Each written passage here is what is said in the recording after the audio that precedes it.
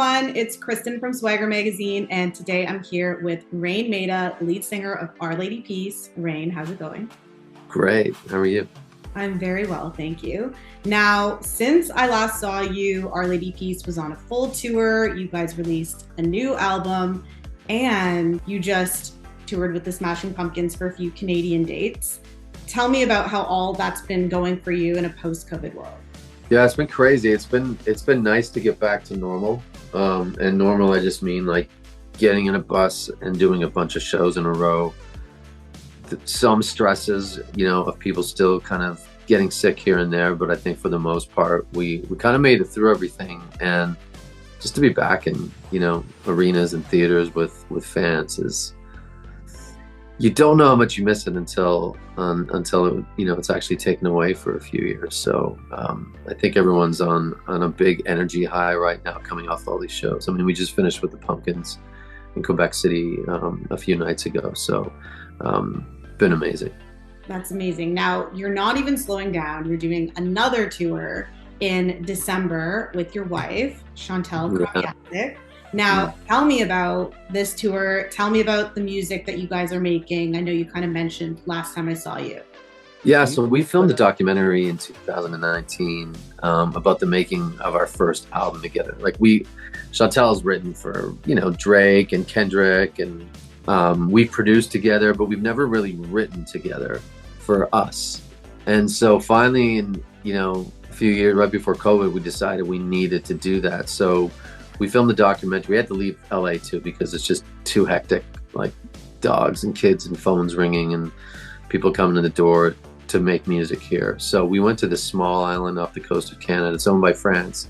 It's called Saint Pierre and Miquelon, and we kind of holed up there for a few weeks and wrote all the songs. And then we came back to LA and recorded them at Rick Rubin's studio called Shangri-La in Malibu. But the documentary is really interesting. It gets into the music for sure and collaboration, but also touched on a lot of relationship stuff, because anytime two people as intimate as Chantelle and I are get into a room to write songs, other shit's gonna come up, obviously, personal stuff. So it's kind of a fascinating exploration on, partnership and collaboration and music and stuff.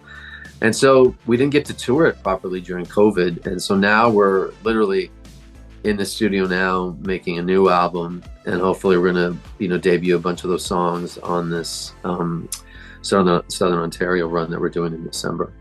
That's so exciting. So this is going to be for that album that you guys had previously recorded in the documentary. Yeah, and we haven't, like I said, we haven't really been able to do a proper tour coming off that album, that documentary. So this might be the first time that people get to hear the songs from the film live.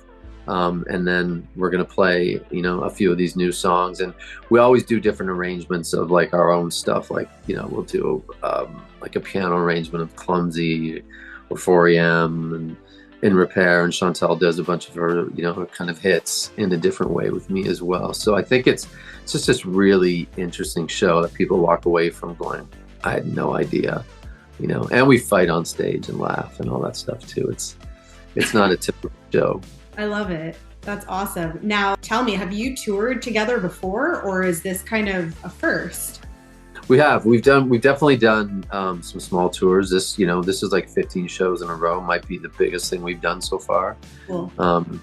Yeah, but again, it's very intimate. It's a perfect date night, because the couple stuff that happens on stage is, like I said, sometimes it gets a little intense, but it's usually funny. And sometimes we talk more than we play music, which is crazy to say out loud, but it's kind of the way the show goes. That's awesome. I think that people will really, really enjoy that.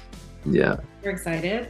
I know we've touched on this before, but Web3, NFTs, you are heavy involved in that kind of business, I guess you could say. I don't know what's the correct word to. My fascination and hope for that Web3 space is it's all about ownership and portability. So I think, NFTs have kind of a bad name right now, but Web3 and what an NFT does, being minted on the blockchain, it's going to take over most industries. And at some point, you already won't even know what the technology is behind it, but it'll just be better and safer and more transparent, whether it's a house deed or your bank account or music, possibly.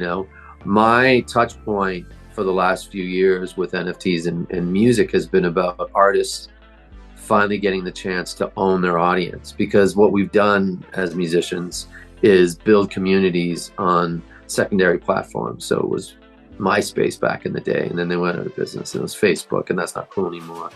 Instagram and TikTok and Snap and all these, and even Patreons and things like that. But truly, we don't own our audiences. These companies make billions of dollars, have built unicorns off of our fan data, and it's not portable. If Instagram kind of misbehaves, or what's going on with Twitter right now, and you're like, you know what, I'm out. I'm not a fan of Elon. I'm not saying I'm not, but I'm saying if someone feels like that, and you're like, hey, I got 130,000 followers on Twitter, but I don't like Elon's, messaging right now. You can't just take those fans to another platform, right? They're stuck there. Mm-hmm. Portability comes with Web3. And so for artists, the future is owning those audiences directly and being able to gift and reward and sell to your own community. And if it's not happening somewhere, you should be able to take them somewhere else. So that's what I've been doing with my my app drops. The platform drops with 2Rs really is about owning that community for the first time. How did you originally kind of get involved? Because I know it's still pretty early stages with all of this stuff with Web3 and everything. So it's good that you're getting in early, of course, because just like anything, once people catch on, it's like, not that it's too late, but it's harder to kind of get. Yeah. So how did you first learn about it, and what made you say like, yes, I want to get involved and do drops? I think all good ideas or great ideas at some point, if they turn into that, are born out of like a true pain point, right? A real frustration, not something you think up in the shower, like something that becomes just a burden to whatever you're trying to do. And for me, it was, I've stood on stages for 25 years playing to literally thousands and millions of fans over the years, but they're still mostly anonymous to me. Like 98% of those fans I really can't connect with. I can try on socials, but it gets lost in feeds, and it's just not efficient. So, unfortunately 25 years in, there's finally some technology now with Web3 it's like, you know what? I can connect directly with those fans, finally own it, take it with me, have it be portable. And so that's really the idea behind drops, is to give artists that power to really like supercharge your audience, where it's your database, it's your direct connection. And through drops, we do like verified emails. So, if you give someone a merch discount with a QR code at a merch table, they're probably going to put in a fake email because they don't want to be spammed, or whether it's some other corporation doing that. But with drops, it's like verified email opt-ins, it's custom push notifications. We're not trying to take the place of any other channels. We want to just create more traffic and expand your audience so you can push them. If it's Patreon that you dig and that's where you make money, we just want to get 10x of the fans that you have, and you can push them to Patreon. And we believe the key to do that is at live events. Like I said, that's where I know anyone that buys a ticket to an OLP show, in my mind, they're a super fan. So I want to treat them like one, and drops allows you to treat the everyday fan like a super fan. Don't you do digital collectibles too for check-ins? Like I think you did one for Collision. Do you do them for the shows as well? Yeah, we've kind of built the platform. So whatever an artist is comfortable doing, we can basically satisfy that. And that could be an avatar for your fan base, just something fun and cool that they get for free. It could be a digital poster that they can print later that is verified and has all the attributes of an NFT, whether it's minted or not. It's like a numbered edition. So, you build that exclusivity. We, on the OLP tour, we had a tour pass that was $10 that got you a really cool Unite with Ukraine X OLP, just a really cool design poster. But for $10, you got that. You got a chance to win a VIP experience at the end of the night, and every cent went to Unite with Ukraine, which is a charity my wife's heavily affiliated with. So it was just a win on all ends, for the fans, for us, and obviously for Unite with Ukraine as well. So really, we try to do whatever the artists are comfortable with. It doesn't have to be NFTs at all. It can be, things that aren't on the blockchain, and we just help try to make it really super fun and easy for fans and artists. That's really cool. So you think, and I know because we've talked about this before, but you think that this is an opportunity for artists to really kind of take ownership of everything, of their community, and kind of like create. I mean, right now, artists really don't need labels. So a label really helps support a little bit, but almost every artist these days is to some extent an independent artist, which is amazing. We have to get through this paradigm shift, but on the back end of it, owning your fans and your audience is what is going to save, you know, artists' careers and actually allow them to prosper more than they were signed to labels. I saw an interview that you did, and you were kind of talking about like owning masters too, and how it's an opportunity for artists to kind of own their own masters as well, which is a big deal, right? Yeah, I mean that was like something, you know, Prince talked about 20 years ago, 25 years ago, you know, how key it is to own your masters. And I think that's just a great parallel to owning everything, and including, you know, what Drops are trying to do with owning your audience. You know, finally me being able to like literally wake up today, have a demo of a song and send it out, airdrop it to my fans. Like that's a different kind of connection than we've ever had. And it's different than putting it up on socials. Like it's different than putting it up on Instagram. Me being able to give it exclusively to those fans that are part of that community, rather than passive fans that might see it or might not, that are following you for whatever reason. Like I want, again, it's treating those fans that come to shows as super fans. I like that. That's really cool. And it gives people like us like the opportunity. So I really love that. Now, would you do a concert in the Metaverse? I know obviously it's not ever going to take away live performance, but would you do it? We almost did. We had one scheduled for the beginning of the OLP Spiritual Machines 2 tour. Cool. And we kind of put it on hold because all the data coming back is that people, you know, until it's like ubiquitous or everyone has headsets and are used to it, the numbers for like Guns N' Roses and the Foo Fighters, there just wasn't enough people in there to really take away from our bandwidth on that tour. But I'm a believer. I think at some point it's going to be great for all artists, and definitely another, you know, revenue stream. But do I think it's going to, you know, ever replace live shows? No. Of course, but it's something that you'd be open to doing for sure. I love it. I love the idea, you know, whether it's Decentraland or any of these other, you know, kind of metaverses, the ability to go in there and, you know, play in someone's backyard if they bought a virtual plot of land, you know, with a house, or play it like, you know, Undefeated is a really cool kind of streetwear clothing company in Los Angeles and Japan. I don't think they have a store in Canada yet, but like if they bought, you know, a cool store in Decentraland, we could go play in their store. That would be dope. And it's coming for sure. For sure. Actually, I see Paris Hilton's pretty heavy into all of that stuff. So she does like DJing in the Metaverse and stuff. Exactly. Yeah, definitely. I think it's definitely on its way. Now with technology, you know, you've been making music for over 20 years. And with the newest album, Spiritual Machines 2, I want to know, did the technology change the way you guys make music at all? Do you combine new and old?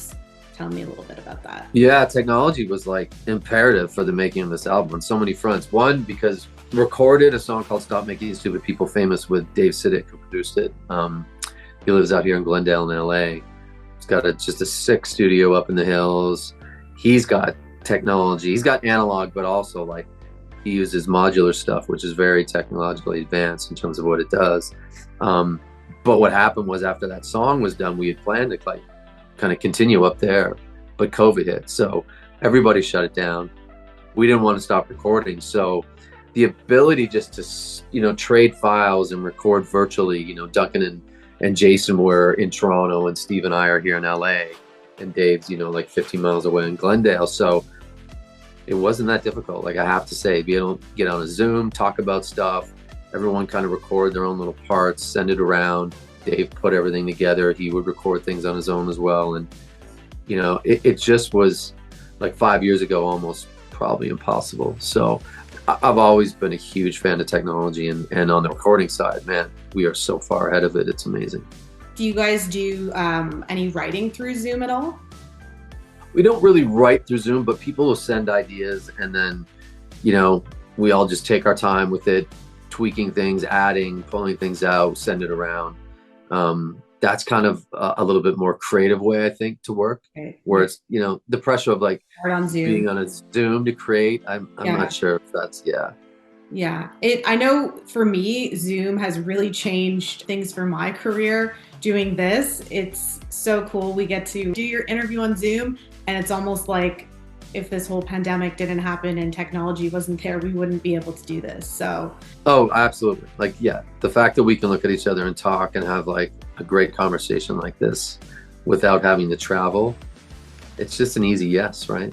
Exactly. Now, I want to know, as being a singer myself, someone like you who's been touring for so many years, I want to know how you keep your voice in tip-top shape when you're touring and playing all these shows, because I know that some of your songs are definitely not easy to sing. Yeah, I mean, I've had such a journey with my voice, and it's changed so much, and it's back finally to a place where I'm really happy with it in terms of it's just little things you don't know. Like I've had asthma my whole life, and on our Clumsy album, I started taking Advair, which is like this purple thing that you take a puff in it, you know. Anyway, for like 10 years, like my voice was just always shot, and then I was like, what is happening? But no one had told me, and the doctor that prescribed it didn't know. But it was like putting a coating on my vocal cords because it's got a steroid in it. I didn't have asthma, which was great, so I can breathe, but it was literally ruining my voice. And I went through 10 years of hell that really no one probably knows about, and I didn't really talk about. And then finally, after I got off that, when we started making a record with Bob Rock and Maui and Gravity, I just felt like, okay, I've got control of my voice back again. And just I was able to become a better singer from that point on. And to be honest now, it literally is sleep. That's the only way for me to get, because I use a lot of falsetto, and I do go in a baritone now as well. So that range for me is pretty wide, and just keeping a clear tone. Tried everything, throat coat and all these different teas and different sprays. Even Dave Siddick gave me one a few months ago, and they're all fine. But at the end of the day, they're not going to save you if you haven't slept enough. And so on the road, I have to get like 9 or 10 hours sleep, and then I'm fine. Yeah, I feel you. I need that, like, just in general. Yeah. Color and sleep, and I'm good. That's it. Oh, I will definitely, I mean, I'm already, what am I saying? I'm already like a sleepaholic. So thank you for the tip. I will continue. I will continue to sleep. Now, do you guys do anything before you get on stage, like before pre-stage rituals or anything, or is there anything you like to do? I mean, there's a little practice going on in the dressing room. Jason's always, on a drum pad and just obviously as a drummer, getting loose and warmed up, and we do little vocal exercises and stuff. But we try to keep it really chill, because I think stepping on that stage takes for us like every ounce of energy. We know we're just gonna leave it all up there, so we don't do too much before, and we just do a little, not really a prayer, but a little, come together right before. Try to honor something that inspires us before we go on stage, whether it's a musician we're fans of or someone who passed away that we know that was inspiring to us, or that we know or has been in our family. Like, it's just anything that makes us kind of think outside of ourselves, but more than anything gives us a little bit of humility before we go on stage. So that, that's a little 10-second ritual we do literally at the side of stage before we walk on. Love it. I love it. I feel like a lot of artists and bands do that too, which is a nice way to like kind of ground yourself before, calm before the storm kind of thing. Yeah, and we're not like this rah band. Like, it's not like, a break before, a football play. Ours is, again, like, it's a ritual that really tries to honor someone or something, just to build in that, awareness outside ourselves. I like that. Do you ever find that when you're singing a specific song that you kind of channel that energy into some songs? Yeah, you know what? So we'll talk about a song like in Repair. Like, if as you live through this life, you start to know more and more people that are, going through different diseases or passing away or struggling with stuff. mental health or anything physical. Definitely some of our songs around events like that and people we know, so Thief and Repair, even Somewhere Out There. Like there's key songs that, you know, we'll kind of make sure we're going to play that night and talk about it right before we go on stage, because of, you know, just that's life. Everyone's going to know someone that's struggling with something. And so again, trying to honor, you know, that awareness is really important to us. Cool. I know I've told you before that Somewhere Out There is my absolute favorite song. So actually, I want to know, when you were writing that, did it just kind of come to you, or were you sitting at an instrument? How did that kind of come about, that song?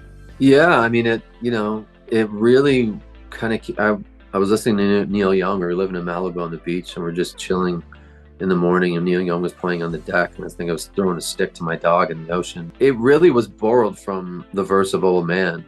Not chordally or melody specifically, but the storytelling of Old Man and the feel of it. And then, you know, obviously it gets much bigger in the chorus, but that's kind of how it started. And we were actually on Christmas break and come back from Maui, working with Bob at a studio there. And I wrote that song and Innocent on the beach in that Christmas break during the recording sessions. And when I went back to Maui, I kind of did like small demos, like obviously not worked up with drums, but enough where everyone and Bob could hear, you know, the chord progressions and the melody and what it could be. And really quickly we kind of laid them down. The album was done, you know, almost by the time we got back. And so we just added those two songs at the end.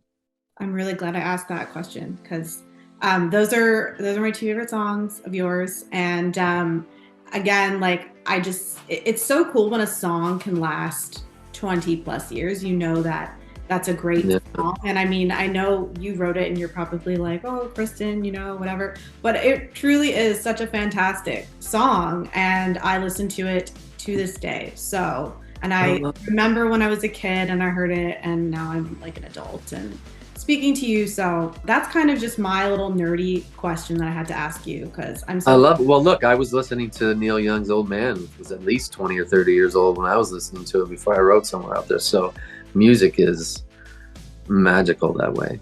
So maybe I'm gonna have to listen to Somewhere Out There. And there you go, before you write your next song. I love it. I want to talk about your super talented family. You know, we have your wife, and then you were telling me that your son is creating music as well. What is going to be next for like the new generation of Maida Kraviazit kids? It's wild. It's a really interesting time. My son Rowan has an album that's done, so we're gonna probably release it as 2 EPs or maybe even 3 EPs, because he's got like 12 or 15 songs. But he's in a tough spot because he hates TikTok. He hates social media. He hates having to give it all up to people. But as you mentioned before, like, the infrastructure of the music business is not what it was when I started. Definitely, you know, we had a label that paid for videos and tour support, and, you know, so many things that helped us not have to work part-time jobs to kind of like promote ourselves. And so this new generation, it's like, if you're not on socials, I'm not sure how your music is getting heard, which is kind of tough. Double-edged sword. If it works, you own it all 100%, and it's all yours, which is amazing, and you get to keep ownership. If it doesn't, it's easy to get defeated pretty easily, thinking like you're fighting. Like, there's 100,000 songs uploaded to Spotify every day. That's a lot. That's a lot of noise to fight through as a new artist, to find your fans. It's just really busy. So I'm curious to see how you know, my kid Ro takes this on. And songs are amazing. He's super talented.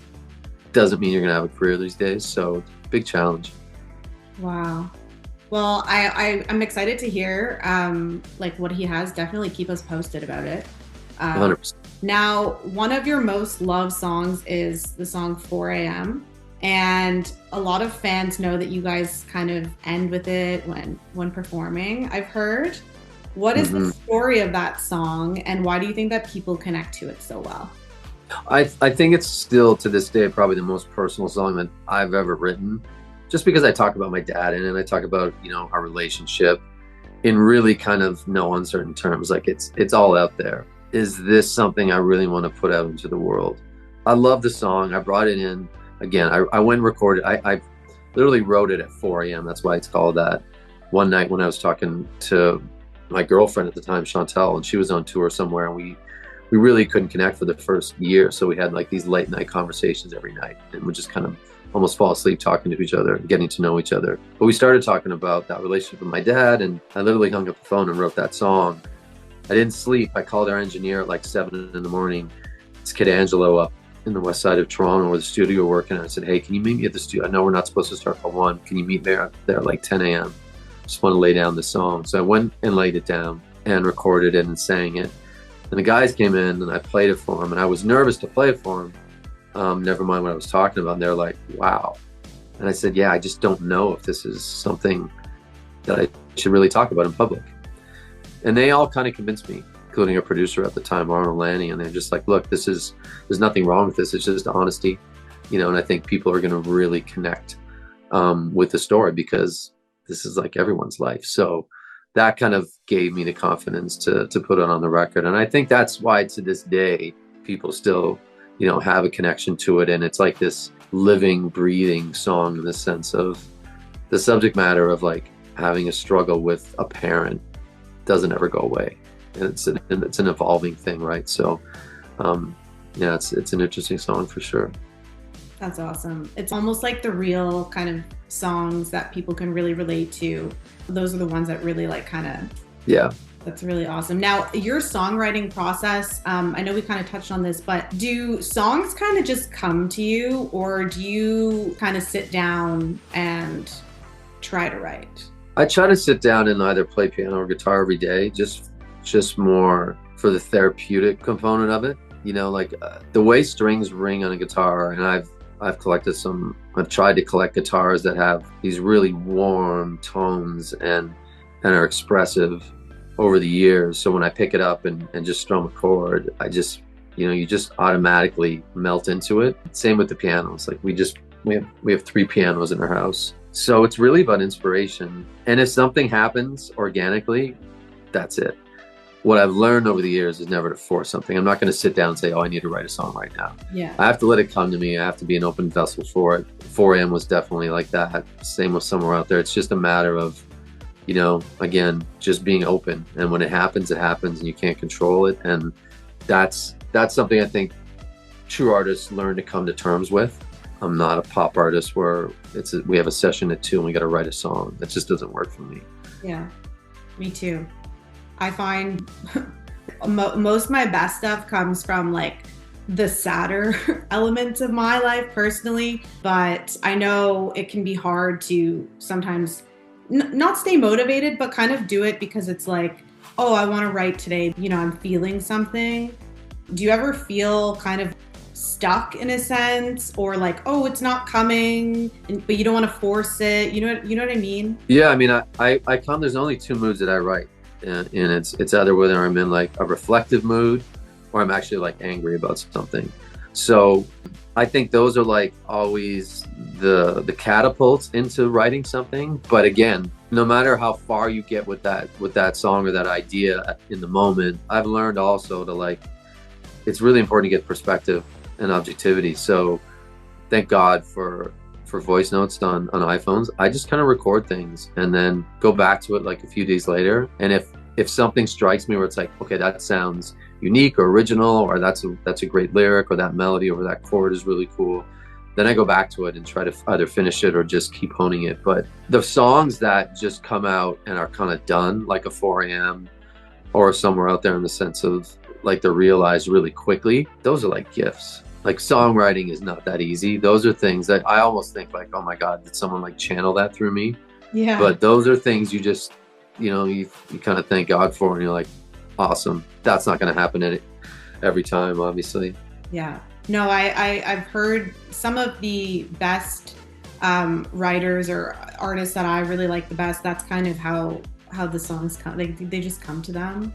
I know Justin Timberlake, that's kind of how he writes. It just literally comes. And yeah, and you have to be open to that. If you're closed creatively or emotionally, like that stuff gets stuck. So I think part of being an artist is understanding about staying open and not letting outside forces kind of like take up too much bandwidth in your creative brain.